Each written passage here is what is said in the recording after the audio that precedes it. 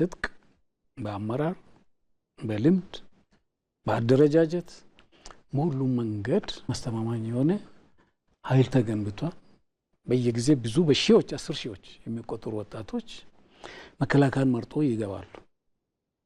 ስለዚህ ተቋማችን አሁንም በአስተማማኝ መንገድ ላይ ነው ያለው።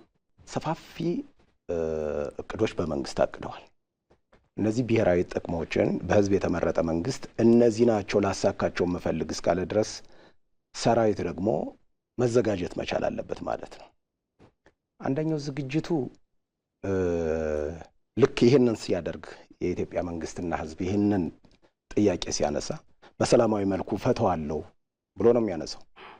ግን ደግሞ ሴኩሪቲ ዳይሌማ የሚባል ነገር አለ። በዚህ ውስጥ የሚገቡ ኢትዮጵያ ይሄንን ካነሳችማ እንዲህ ሊሆን ነው ብሎ ወደ ኃይል አማራጭ የሚመጣ ነገር ከሆነ ሰራዊት መዘጋጀት መቻል አለበት ማለት ነው።